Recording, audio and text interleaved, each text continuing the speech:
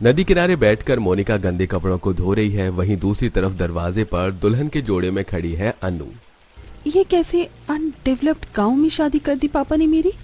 तभी हाथों में पूजा की थाली लेकर गंगा अपनी बड़ी बहू को आवाज देती हुई कहती है, अरे बहू, अब तक तालाब में तेरे कपड़े धोने खत्म नहीं हुए क्या?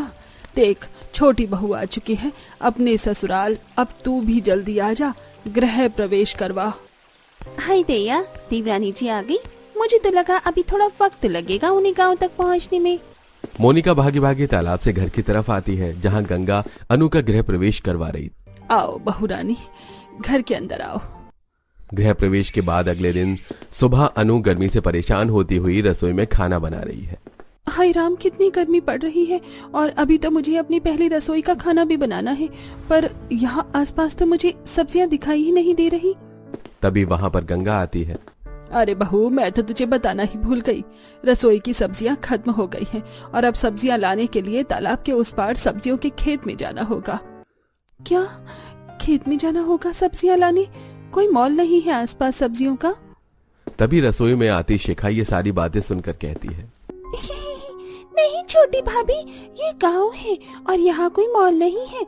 यहाँ सब्जी लाने के लिए तालाब को पार करके सब्जियों के खेत में ही जाना पड़ता है। तालाब के उस पार हमारा सब्जियों का खेत है। अब अनु मोनिका के साथ तालाब के ऊपर बने लकड़ी के पुल के सहारे तालाब के उस पार जाती है, जहाँ बहुत सारी सब्जियों की खेती होती है। ये देखो, ये रही तालाब के इस पार सब्जियों की खेती। चलो अब फटाफट कुछ हरी सब्जियों को तोड़ लो। अनु एक बहुत ही अमीर फैमिली से थी और इस तरह कड़ी धूप में सब्जियों को तोड़ते हुए अनु को बहुत गुस्सा आ रहा था। कुछ देर बाद मोनिका और अनु सब्जी को लेकर घर आती हैं, जहां अनु का बदलता रूप देख गंगा कहती है, क्या हुआ बहू, गुस्से में लग रही हो? गुस्सा नहीं तो और क्या करूं? पहले दिन ही मुझे गवारों की तरह सब्जी लेने के लिए तालाब के उस पार भेज दिया। अरे आप लोगों का कोई स्टैंडर्ड है या नहीं? पर मेरा बहुत है। विशाल, मेरी बात कान खोल कर सुन लो, मैं इस घर में अब एक और पल नहीं रह सकती। अनु, ये कैसी बातें कर रही हो तुम? मैं अपनी माँ को छोड़कर कहाँ जाऊंगा? मुझे कुछ नहीं पता। अगर तुम चाहती हो हमारी मैरिड लाइफ सक्सेसफुल रहे तो तुम्हें अपना ये गवार परिवार छोड़कर मेरे साथ चलना होगा। देवर जी, जिद मत करिए। अगर देवरानी जी कह रही हैं वो यहाँ पर नहीं रह पाएंगे तो ठीक है, आप उनको ले जाओ दूसरी जगह, यहाँ सब मैं देख लूंगी। हाँ मोनिका, अब तक संभाल रही थी, आगे भी संभाल लेगी। ले जा तू अनु को। सास की नजर में जेठानी को अच्छा बनता देख अनु को गुस्सा आया, पर वो कुछ नहीं बोली और अब गांव के बाहर बसे एक अच्छी छोटी जगह पर अनु अपने पति के साथ रहने लगती है। वहीं मोनिका हमेशा की तरह अपने पूरे परिवार की देखभाल अकेले ही कर रही थी। तभी एक दिन गांव की कुछ औरतें और मोनिका बैठकर तालाब में झूठे बर्तनों को धो रही थी। अभी तो ये झूठे बर्तन धो लिए, उसके बाद मुझे अपने परिवार वालों के गंदे कपड़े भी धोने हैं। हाँ सविता, मुझे भी धोने हैं कपड़े तो, पर पहले ये झूठे बर्तन धो लो। तभी आंखों में चश्मा लगाकर कोकोनट वाटर पीती हुई अनु वहां से गुजरते हुए कहती है, छी, कितने ही अनहाइजीनिक लोग हैं ये। कैसे तालाब में झूठे बर्तन और गंदे कपड़े धो रहे हैं। अच्छा हुआ मैं अपने ससुराल वालों से दूर हूँ, नहीं तो मुझे भी ये गवार हरकतें करनी पड़ती। मोनिका, ये तुम्हारी देवरानी है ना? ये क्या बड़बड़ा रही है हमें देख के? वो कविता, अनु को तालाब का पानी इस्तेमाल करना पसंद नहीं है। बड़ी आई ऐश्वर्या राय बनने वाली, शक्ल तो देखो इसकी, खुद को कहीं की महारानी समझती है क्या? तालाब से बर्तन और कपड़े धोकर मोनिका घर में आती है। 2 दिन हो गए बहू, तालाब के उस पार सब्जियों के खेत में एक बूंद पानी नहीं गया है। जा अपनी ननंद के साथ जाकर सब्जियों के खेत में पानी पटा दे, वरना सारी सब्जियां कड़ी धूप में गर्मी में सूख जाएंगी। मैं भी तैयार हूँ भाभी, तालाब के उस पार सब्जियों के खेत में जाने के लिए। अब मोनिका अपनी नंद के साथ तालाब से बाल्टी में पानी भर के पुल के रास्ते से सब्जी के खेतों में आती है और बाल्टी से पानी डालती है। कितनी गर्मी लग रही है भाभी, मुझसे नहीं होगा अभी। चलो अब घर चलते हैं। हाँ बस हो गया, चलो। अब जहां मोनिका अपने पूरे परिवार तालाब और तालाब के उस पार सब्जियों की खेती की देखभाल अकेले कर रही थी, वहीं दूसरी तरफ उसकी देवरानी अपने घर में एसी की ठंडी ठंडी हवा खा रही थी, टोटी से पानी का इस्तेमाल कर रही थी। ऐसे ही कुछ दिन गुजरते हैं। सब्जियां तो तोड़ ली, पर गलती से कुछ सड़ी गली सब्जियां भी इसमें आ गई हैं। अब क्या करूं? चिंता मत करो, जब पोल से गुजरेंगी तो ये सारी गली सब्जियां तालाब में फेंक देंगे। अब रेखा और विवेका सब्जियों को लेकर पुल के पास आती हैं और सभी सड़ी सब्जियों को तालाब में फेंकने लगती हैं। वहीं दूसरी तरफ गांव का श्रीवास्तव अपनी दोनों भैंसों को तालाब में नहाकर ले जा रहा होता है और ये सारा नजारा वहां आती मोनिका देख लेती है। अरे ये क्या कर रही हैं आप लोग? रेखा, विवेका, आप इस तरह से सड़ी सब्जियां तालाब में क्यों फेंक रही हैं? और काका जी, आप अपनी भैंसों को तालाब में डुबोकर क्यों नहला रहे हैं? हम यही पानी इस्तेमाल करते हैं।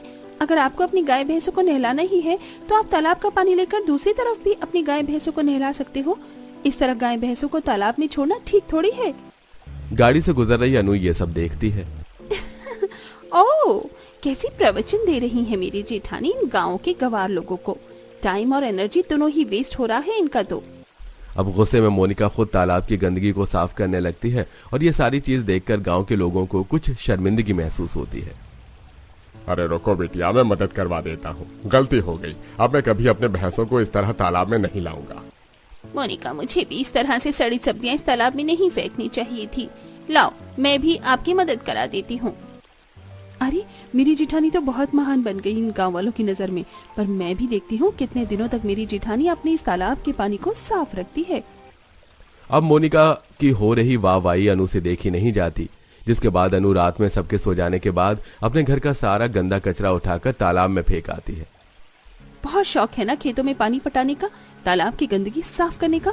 अब मैं भी देखती हूँ तुम इस तालाब की कितनी सफाई कर सकती हो।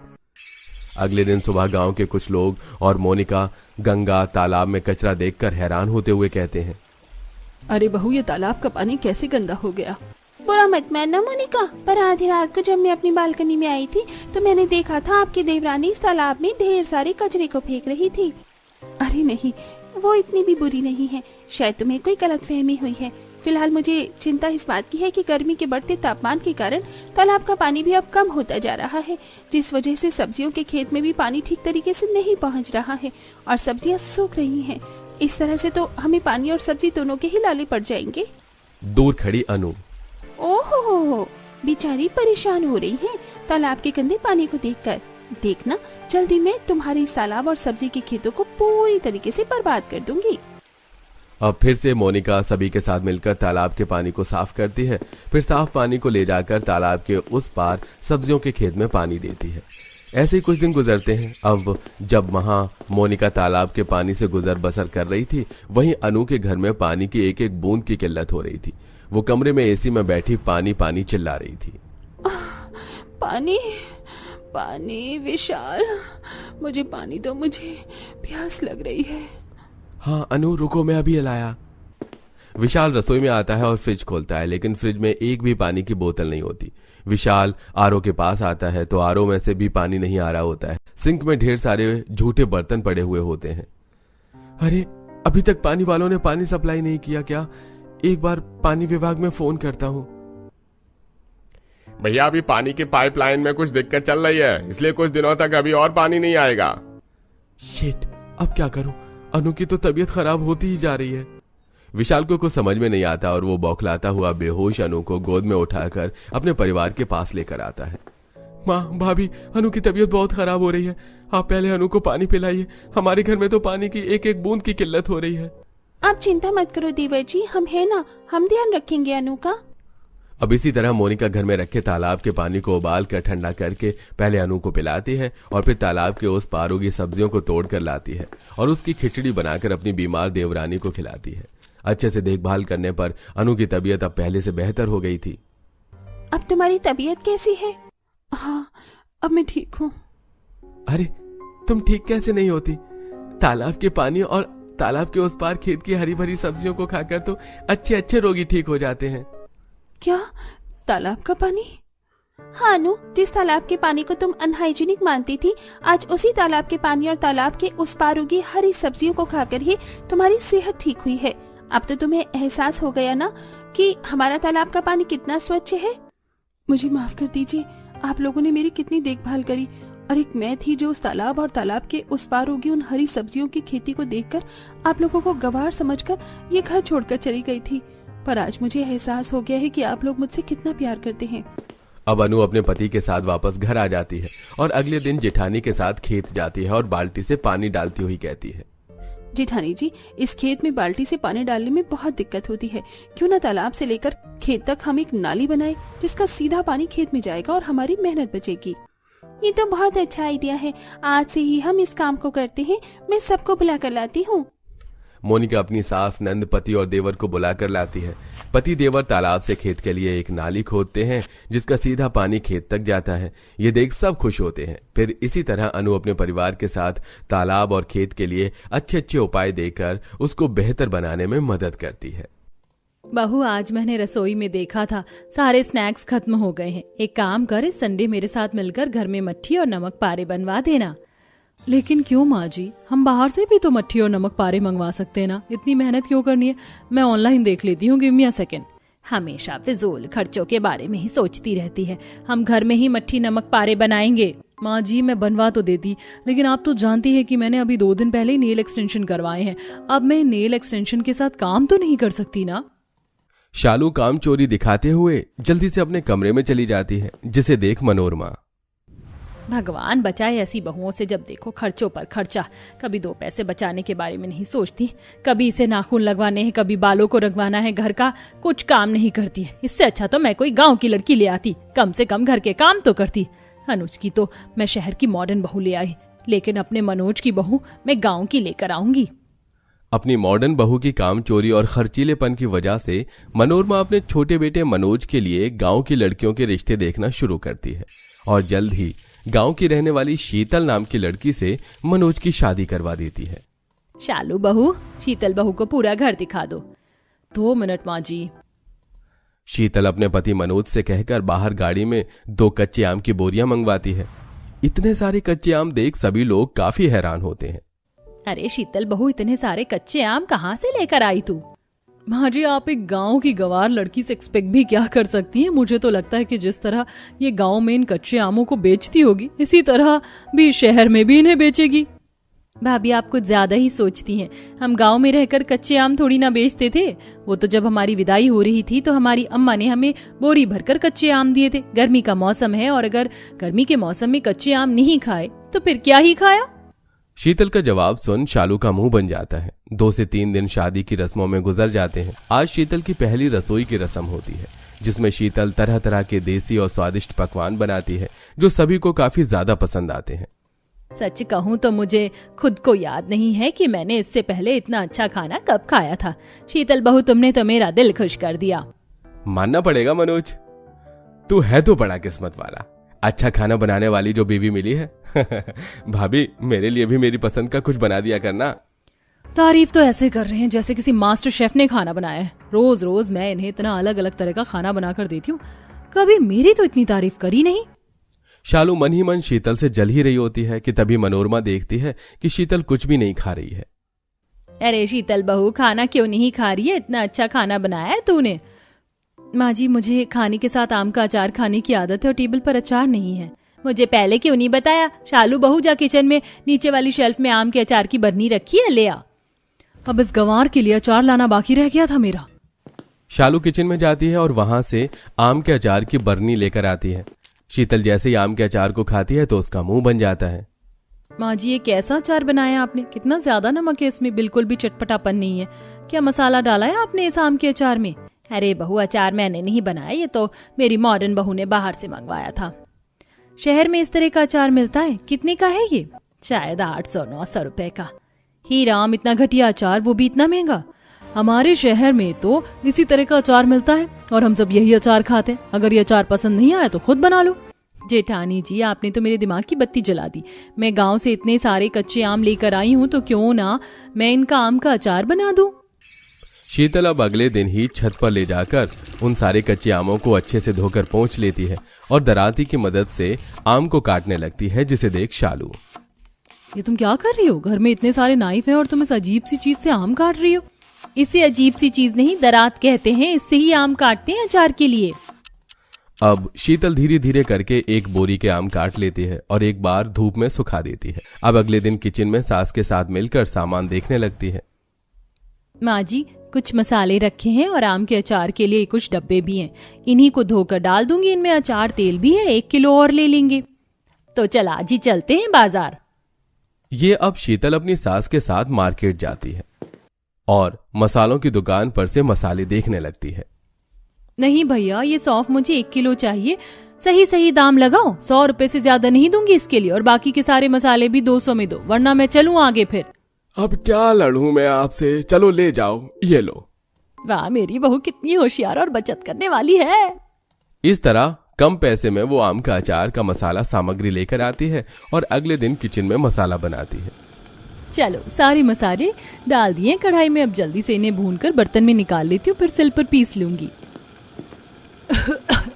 क्या कर रही हो सुबह सुबह रसोई में घुसते ही खास खास के मेरे दर्द शुरू हो गया है। अरे वो मैं अचार के लिए मसाला भून रही हूँ। अचार बनाने के लिए रेडीमेड मसाला मिलता है, इतनी मेहनत करने की क्या जरूरत है, इतना गंवार कोई कैसे हो सकता है। शालू शीतल को सुनाकर वहां से चली जाती है। अब शीतल फिर से छत पर जाती है और 5 बड़े डिब्बों में अपनी 1 बोरी के कटे आम डालकर उसमें मसाला डालकर अच्छे से अपने हाथों से मिला देती है और उसे धूप में 2 से 4 दिन सूखने के लिए रख देती है। कितनी अच्छी खुशबू आ रही है अचार में से। भाभी, एक बार आप अचार चख कर देखना। अब इसमें ऊपर से तेल डाल दूंगी, फिर देखना कुछ दिनों में आम का अचार बनकर तैयार हो जाएगा। तुमने सोच भी कैसे लिया कि मैं इस अचार को खाऊंगी? मैंने अपनी आंखों से देखा था कि तुमने अचार को अपने हाथों से मसाले में मिलाया था, तुम्हें घिन नहीं आई और तुमने इसे धूप में सूखने के लिए रख दिया। पता है कितनी ज्यादा डस्ट बैठी होगी इस पर। छी, मैं तो क्या, कोई भी नहीं खाएगा इस घर में से। तुम गंवार लोगों को सिर्फ गंवार तरीके से चीजें बनानी आती हैं, कितना अनहाइजीनिक है।